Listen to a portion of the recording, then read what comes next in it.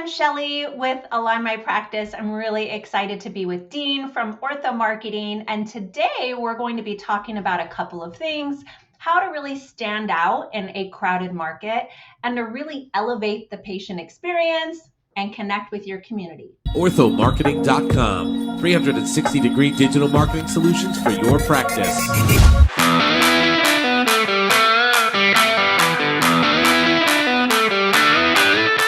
Well, hello, everybody out there in podcast land. This is Dean Steinman from Ortho Marketing. And guess what? We are back with another podcast for you. Welcome. Hope everybody is doing well. Hope you're smiling. It's now end of October in the Northeast. Leaves are changing. It's beautiful. If you're a New York sports fan, you know the Yankees are in the World Series. The Mets just had a good run, and as you know, if you follow me, you know my Jets are killing me here. But whatever, that's my life. But we're still smiling. So today, I am very, very happy to have back one of my all-time favorite people in the whole entire industry plus the world. I have Shelley Bostrom here, and Shelley from Align My Practice, and I'm so happy to have you back. So hello, Shelley. How are you? Dean, I'm so great. We do not have leaves changing here in California. We've got Santa Ana winds and fires. Very exciting. Yay. Yeah, it's Thank you so much beautiful. for having me.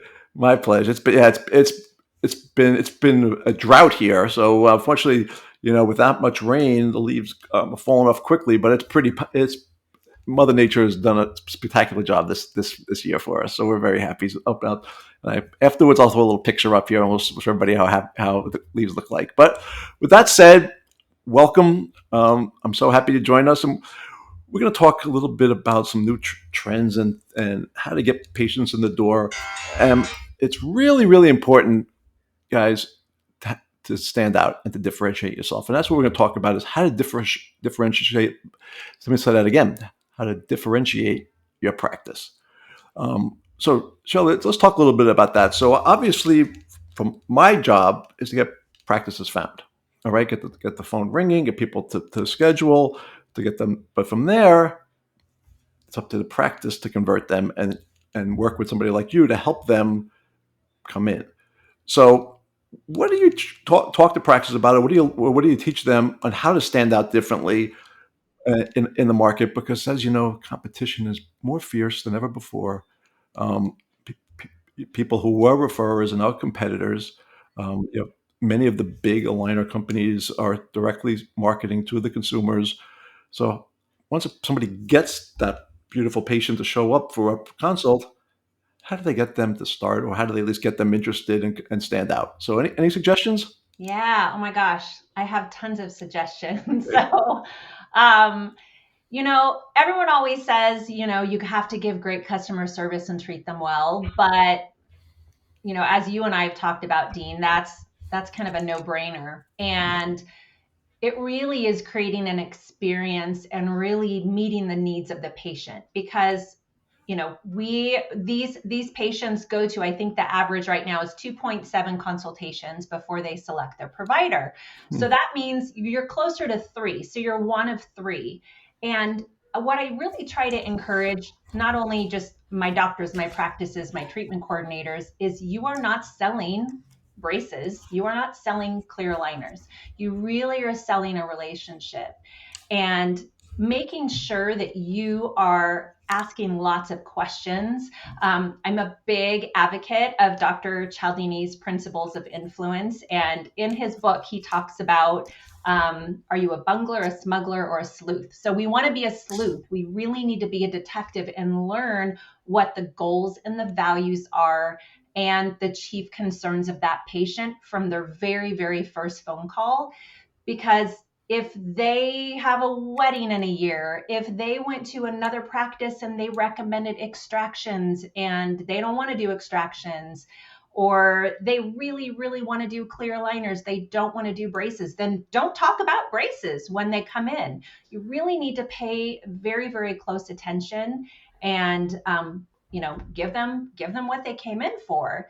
It's not a cold call. It's not a sales call. And what I like to remind my practices is by the time the patient walks through your doors, they've researched you, they called your office.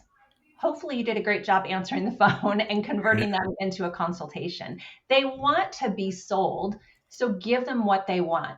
Don't give them what you think that they want. Or sometimes doctors will get very tunnel visioned and they'll get very focused and they'll say, okay, you're going to do 18 months of clear aligners and you're going to do a palate expander and we're going to do a TAD on this side. But if that patient told you that their chief concern is this little canine is sitting higher than this canine, you better talk about that and better let them know that part of this treatment plan is going to address those concerns.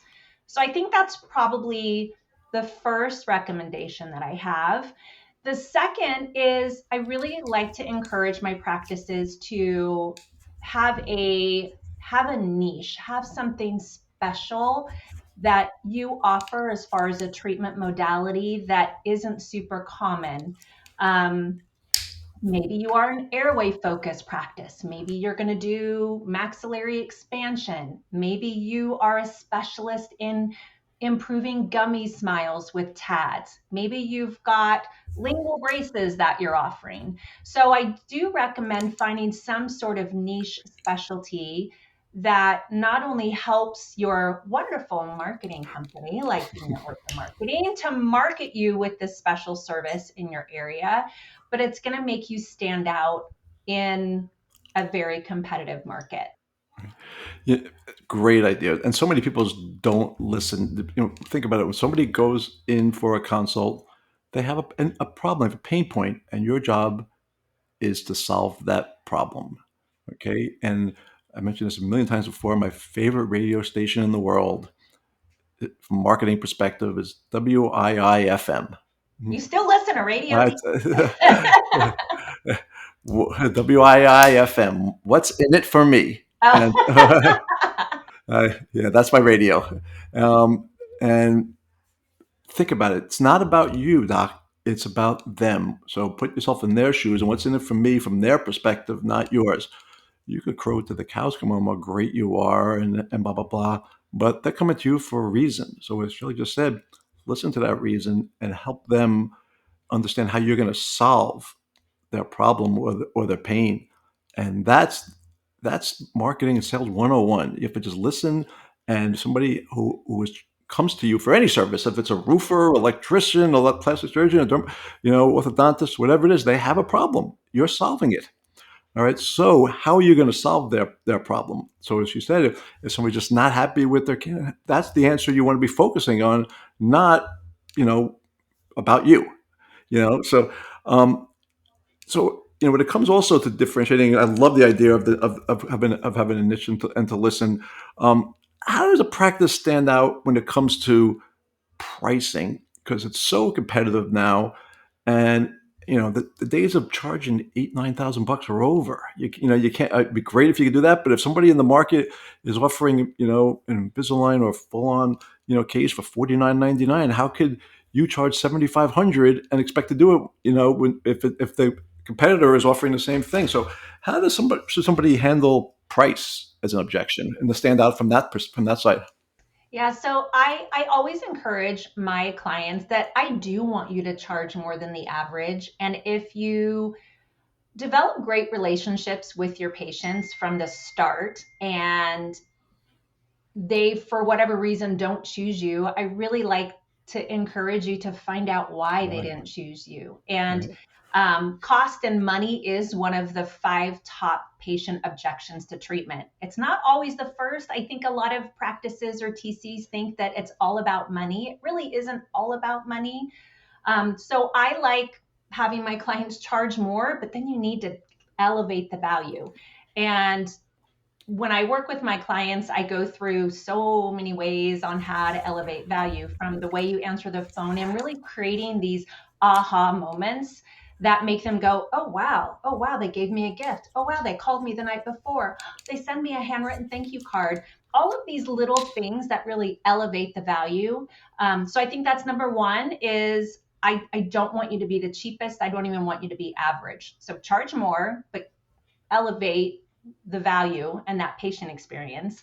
Secondly, if the patient objection to accepting treatment today is financial, don't like discount it and say, oh, we're not more expensive, it's affordable, we're priced just like everybody else. I really want you to ask more questions on, so that you can find out really what is it about that fee that's challenging for them. Is it the initial payment? This podcast is sponsored by orthomarketing.com. Hey, you an orthodontist or dentist looking to give your practice the competitive edge it deserves? Well, look no further than Ortho Marketing. Ortho Marketing is the dentist and orthodontist choice for digital marketing. At Ortho Marketing, we specialize in helping orthodontists and dentists just like you attract more new patients. Our team of experts knows the ins and outs of the dental and orthodontic industry, and we're here to help your practice shine. We're going to supercharge your online presence. We're going to optimize your website. We're going to harness the power of social media to connect you with the patients that you want. Say goodbye to empty chairs and say hello to a thriving practice. Choose Ortho Marketing today and watch your patient list grow. Visit orthomarketing.com and learn more and take the first steps towards your practice success. Ortho Marketing. It's not just our name, it's what we do. That's the key right there. That's what I've heard is the initial fee is really a game changer and a way to put yourself over the edge. I had on one of I think the vice president over at OrthoFi, and they're talking about money. And the average person has $800 of disposable income when they're looking for orthodontics. 800. That's your magic number. Don't ask for 2,000-3,000 down, blah blah. 800 is the answer. Well, and then people will jump, and by offering that and having the creative financing, whatever it is, that I've heard has been a huge game changer. From there. So you're right. Don't be the cheapest in town. I love when my clients are most expensive in town because people, hopefully you're offering more, they're getting more, but don't be the cheapest. And people think that the more expensive is better. I always use an analogy that if you're traveling and you go to restaurant row in a certain city, and you see 4 steak restaurants, and each one has a sign outside: steak $19.99, steak $19.99, steak $19.99, steak $39.99. Which one are you going to? Most exactly. The good steak is more expensive. So I think about it. It's perception and obviously bottom line, but don't be double everybody else's price also, because those days don't exist. Now, also from a standing out perspective, how does would a practice stand out? As far as being part of the community, because you're real big on community involvement there. Yeah. And how would somebody do that, especially for a younger and newer practice, and they want to get involved in the community and be part of it? Mm-hmm. How would you suggest 3 things somebody could stand out in the next month or so by just rolling up your sleeves? Yeah, community is so, so important. Yes, there are so many global reaches with, SEO and social media and YouTube and all of those things, but really getting back to those basics with forming those genuine face-to-face connections and relationships is so important that I think a lot of offices don't prioritize, and they just say, oh, I'm too busy. Or if they have a cancellation in the schedule, they're like, okay, let's go out and do marketing. Right. Where it really needs to be something, there needs to be what I call like a marketing machine. So in order for marketing to be successful, you need a lot of people on your team. You need a dean. You need someone in your office that's going to do internal marketing. You need to have a face of your office that's going to go do community marketing, networking, setting up a booth at your fall festival, Right. connecting with your local elementary schools. But it can't just be when, oh, hey, we have a free hour, let's do something about it. You really need to block time in your schedule and put a really like a standard operating procedure in place for marketing in order for it to be successful. You can't just, every few months, go out and visit your local doctors and market to them. So as far as 3 things that you could do today, number 1, I think for the ortho industry is connect with your local elementary schools. Pull like a 10-mile radius at least and make a list. So maybe when I know we've got like the holidays, maybe in January when all the kiddos are back and you are ready to build some relationships for the rest of winter and spring before summer vacation, is drop off some goodies. Go to the elementary school, make friends with the ladies in the office, ask if they have any spring events coming up, bring them a plate of cookies or something, leave some brochures, let them know who you are and where you're located. So I think that would be the one goal, or I guess suggestion number 1. Suggestion number 2, it's almost cookie season for Girl Scouts. And I always was very successful. I'm like a 10-year Girl Scout leader when my daughter was younger. And connecting with Girl Scouts are always looking for, ways to earn badges. Get them in your office. Right. You can have a dozen braces ready little girls and their moms and their families who can explore, learn about your intraoral scanner and look at typodonts and talk about braces and look at x-rays. Girl Scouts are very into like STEM learning and training, and it's science. So get them into your office and offer them like a badge workshop. I just heard today on the radio that, or on TikTok, I think it was, they was getting into change that the Girl Scouts just raised their price for the first time in 25 years for their to be a part of their to be a membership fee. Oh, the membership fee. I was going to say, I don't think cookies went up anymore. Yeah. Oh, the membership fee. Yeah, first time it doubled, I think it was. Wow. Yeah. So it's funny talking about Girl Scouts. And number 3. Number three, you know what? Wherever your office is located, maybe you're in a strip mall, maybe you're in like a big office building, connect with those local people, even if they're not dentists. Let them know, just put on your cute like branded t-shirt and have some goodies and put on your walking shoes and go to that, strip mall that your practice is in and just say, hey, I'm Shelley. I'm the office manager over here at this orthodontist, and our doctor is running a special for the Plaza Antonio Shopping Center. All the business owners and their employees and families, we're offering complimentary consultations and $350 off treatment. Here's a card. Do you have any interest?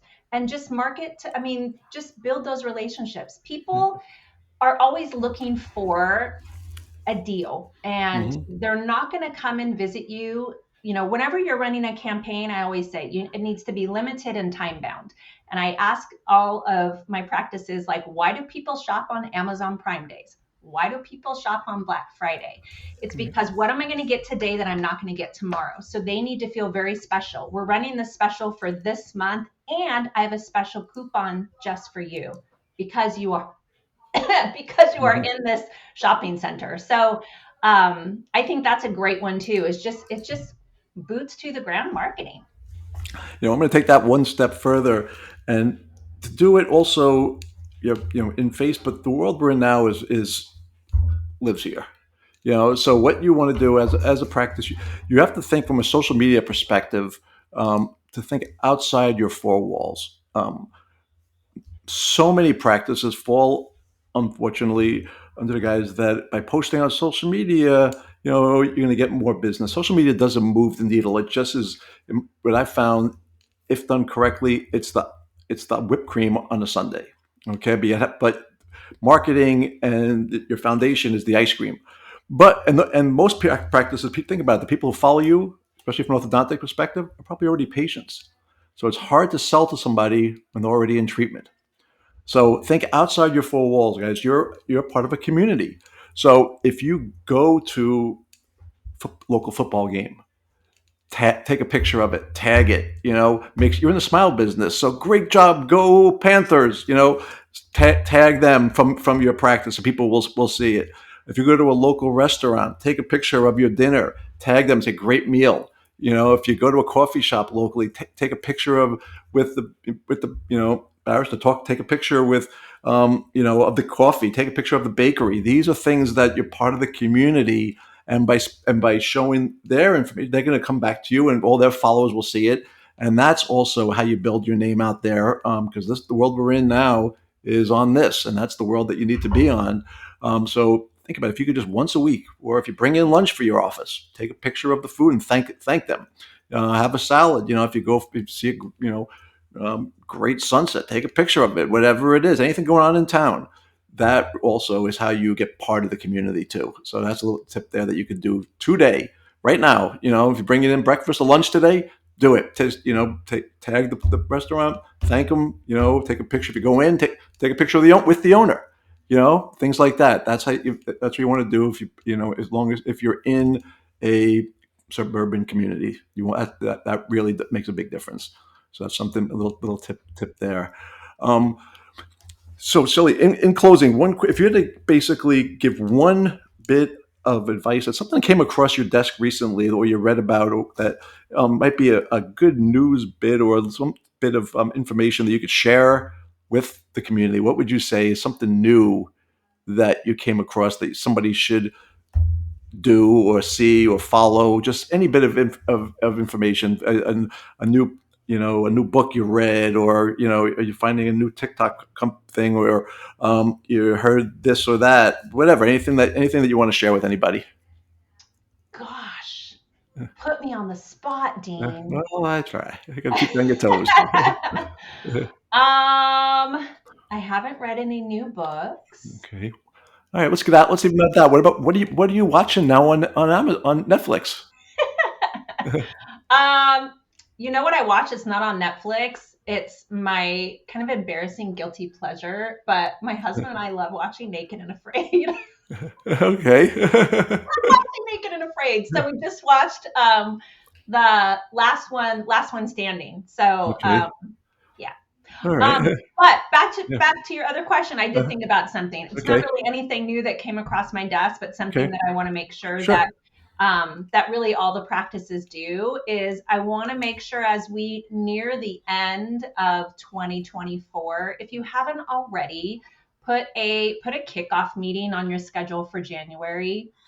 It's so important to make sure that you start off every new year in a positive way where you can just praise your team, let them know how much you value them. And if you've got new things that you're bringing in, maybe you hired a new marketing company, maybe you have a new treatment modality, maybe you're getting some new technology, a new team member, maybe you're going to change up how you do your morning huddle. Whatever it is, it's important to just, when you're gathering the team together, to basically review and recap 2024, talk about all the positive highlights, set some goals for the next year, and make sure that your entire team is on board with that. So if you haven't done that, before it gets too busy, make sure you book that. Love it.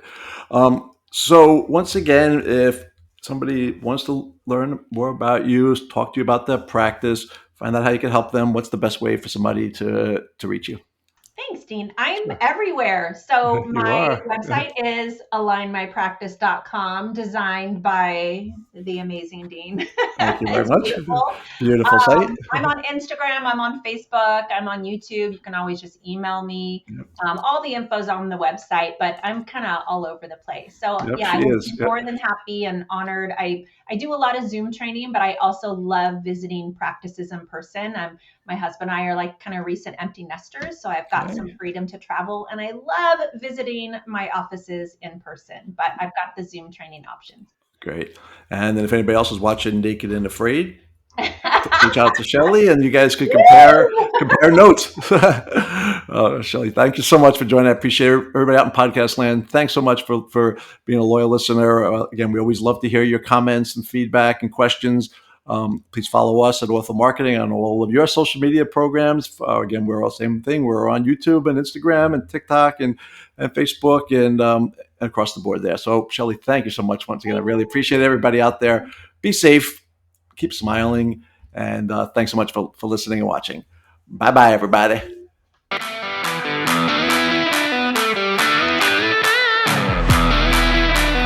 Orthomarketing.com. 360-degree digital marketing solutions for your practice.